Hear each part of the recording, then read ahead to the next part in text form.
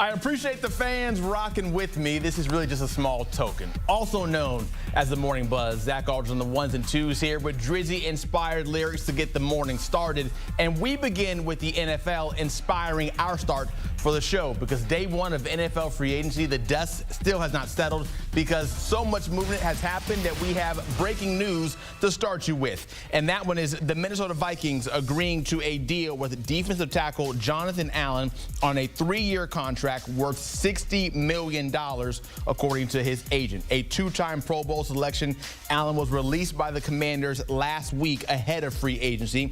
In 8 seasons for Washington, Allen recorded a total of 42 sacks. And those numbers for Jonathan Allen in his career, those 8 seasons we mentioned spent with the Commanders, a 2-time Pro Bowl selection, played 8 games only in 2024 dealing with that torn pectoral muscle. Now getting that payday to join over in Minnesota, the new look Vikings, as they try to shore up that defense and make a run for a championship. We're now bringing our NFL expert, Tyler Sullivan. And Tyler, I was prepared to start this segment calling you Professor Sullivan, but we'll get to that in a little bit because, of course, this breaking news to start us off this morning. Jonathan Allen over to the Vikings. Your reaction to that? Do you like the move? Yeah, I think it's a great move. It's a logical one. This is one that we all kind of pinpointed once we figured out that Jonathan Allen was going to be released. The Minnesota Vikings landing him now.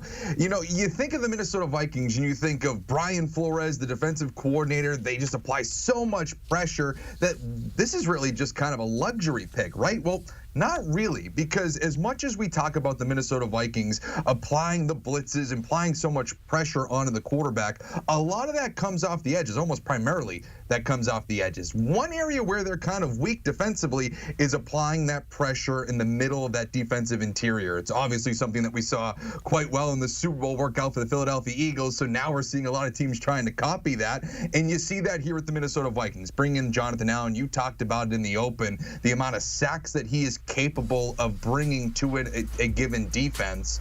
And for me, yes, he was injured last year, so we really didn't get to see him at the peak of his powers alongside the Commanders as they were going through that playoff run throughout that entire year. But when he's healthy, he's capable of piling up 7 some odd sacks in a given season. So for me, this is a really interesting move for the Minnesota Vikings. I know a lot of attention is being paid to the quarterback position after moving off of Sam Darnold, possibly handing the keys over to J.J. McCarthy or signing a veteran, but this is one that shouldn't be slept on. The fact that they're getting better on defense is only going to help them, whoever's under center for them in 2025. Yeah, that QB question always looms very large, especially now in Minnesota, and we'll see maybe something happens with Aaron Rodgers as well. We'll get to Aaron Rodgers a little bit later because there still was more news that had broke this morning, this time with Jevon Holland leaving the Dolphins and heading over to the New York Giants on a 3-year, $45.3 million deal, that being reported from our NFL insider Jonathan Jones. That amount of money seems like it's just being handed out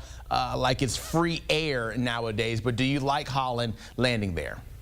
I know, it must be nice to be a defensive player, any player in the NFL these days. Man, it's quite the gig if you can get it, but this is a good move for the New York Giants.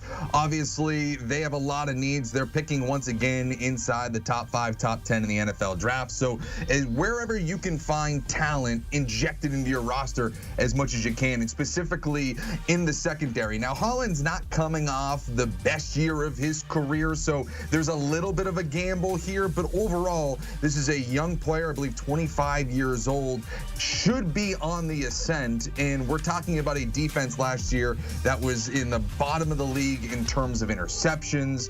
Really just not a lot there to get super excited about. That's why you're seeing them be super active in free agency here. So overall, a good kind of buy low, still an expensive deal, but overall a buy low situation for what should be an ascending player, again, only 25 years old. Yeah, Holmes is a 2nd-round pick back in that 2021 draft, so we're not too far removed from his beginnings of his NFL career. Now we can begin the portion of this segment where I was going to call you Professor Sullivan, because these next signings we'll talk have you a little bit more time to think about it and give grades.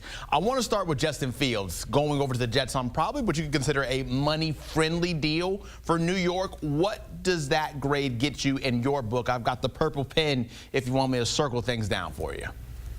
Yeah, and I don't think New York Jets would be able to really do this over the past few years, but you can put this grade on the fridge. Mom's going to be happy. You can give him a B+ here because ultimately, I think that this is a really savvy move for the New York Jets and Aaron Glenn, first-year head coach for them.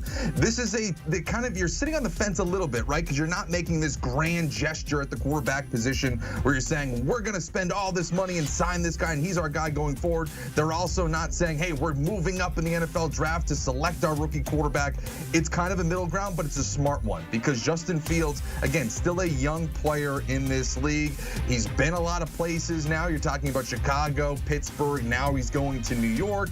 Still hasn't been able to tap into that potential fully, but he goes to a situation where he should be in line to start. He's reconnected with Garrett Wilson, who he played with at Ohio State, so there's a built-in rapport already with his #1 wide receiver. And if you're into the New York Jets, it does take the pressure off, at least for 2025, possibly 2026, of finding that next quarterback that they fully believe in going forward. If they did not make this kind of a move, it puts a lot of pressure on that #7 overall pick, or possibly, like I said, maybe even having to trade up to try to find that next quarterback. Now, you can play a little best player available at #7, maybe even take a stab at a quarterback on day 2, but at least for right now, you have someone that you can feel comfortable with starting the year. And who knows? We've seen it over the last few years. These quarterbacks that are, have a late career bloom, maybe could that be Justin Fields in New York? Let's see.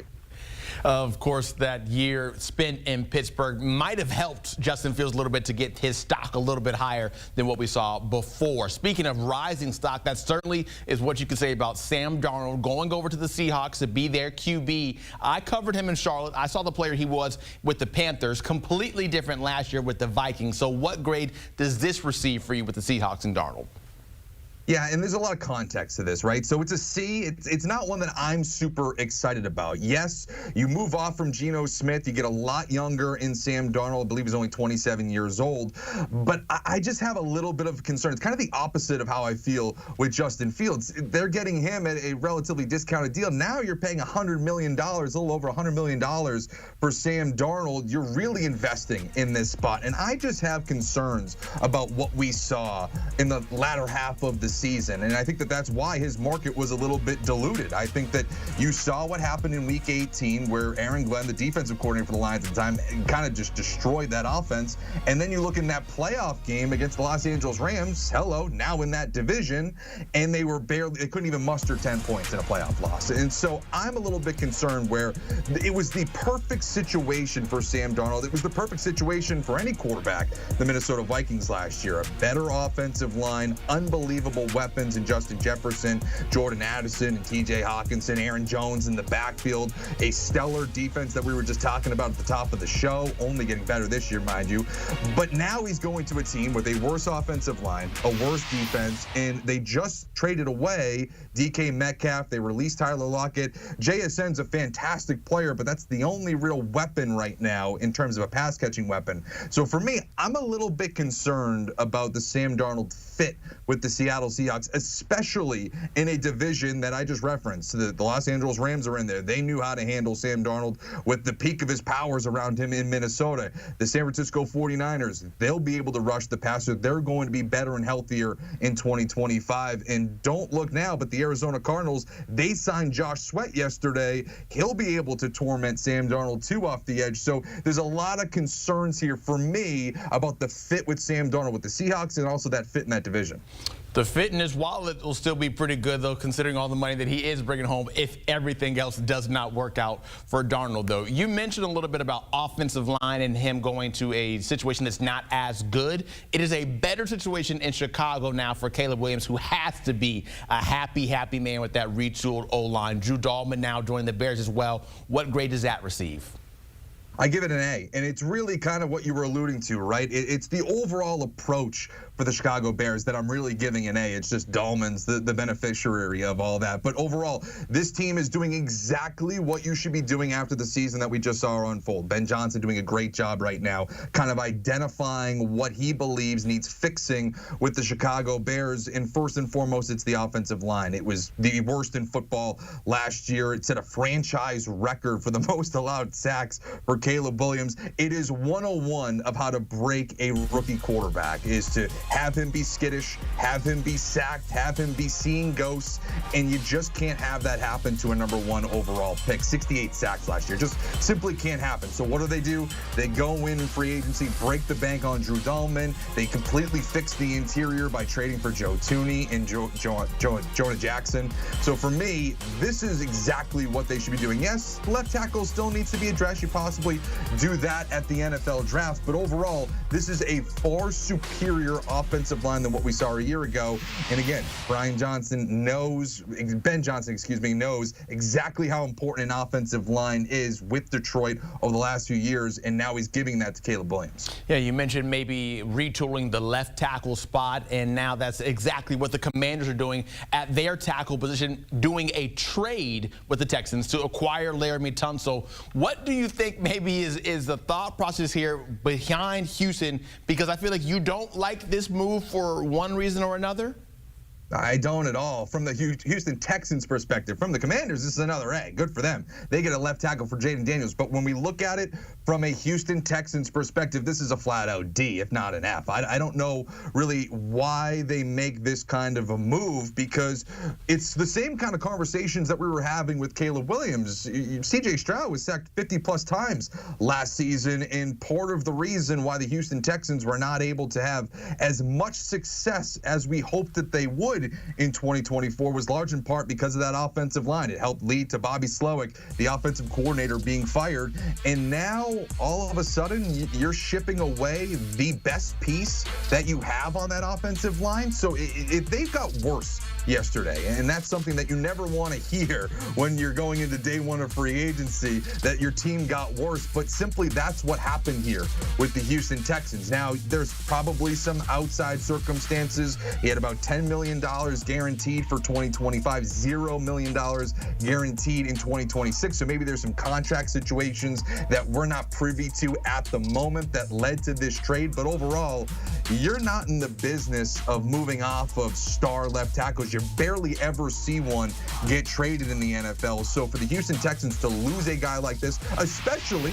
while you still do have C.J. Stroud on his rookie deal. I know we talk about, the kind of the second guys going into their second year still being on their rookie deals, but C.J. Stroud, one of the rookies, or one of those guys still on his rookie deal, you should still be spending to the limit when you're getting the discount at the quarterback position. So a little head scratching here for the Houston Texans. Yeah, Texans at least getting back some draft capital by sending over Tunsil, who is 30 years old and still has some life left in him. We have life and more big fish still out there in the sea when it comes to other notable free agents. Who are you monitoring, and is it Aaron Rodgers to start off with? Yeah, looking at Aaron Rodgers, that feels like the next shoe to drop now that we have Sam Darnold going to Seattle. The question is his marriage going to be with the Pittsburgh Steelers or not? It feels like that's gaining steam, right? It feels like all the reports are pointing to him and Mike Tomlin kind of batting eyes at each other like they did during the regular season. And so for me, I think that it's interesting, right? They move up. Justin Fields is gone. Russell Wilson's still kind of hanging out there. I feel like what they're trying to do is increase their ceiling, and they believe that that could possibly be Aaron Rodgers. Ultimately, if they were going to bring back Russell Wilson, I kind of feel like they would have done it already. If that was their number one priority, they would have re-signed Russell Wilson or even Justin Fields for that matter. The fact that they haven't done that makes me believe that they're looking for something a little bit more, and rightfully so. This is a team that has made the playoffs in 4 of the last 5 years, but have been one and done in the wild card round. They're looking to break the mold of that just over 500, just into the playoffs, but not a legitimate threat in the AFC. So if you bring in Aaron Rodgers, possibly that raises your ceiling. And then, of course, we'll then have to wait and see what happens with Russell Wilson and where he will land next if, in fact, Aaron Rodgers does join over and head to Pittsburgh. Tyler Sullivan, Professor, thank you so much for tapping in with us this morning and keeping us all abreast of everything happening in the NFL. And the time is still ticking on that clock because the notable dates that we're still looking at is this coming Wednesday. The league year opens at 4 p.m. Eastern. Then you have the owners' meeting at the end of this month, all culminating with the NFL draft, where you can finish making those final tool steps to improve your roster for next season.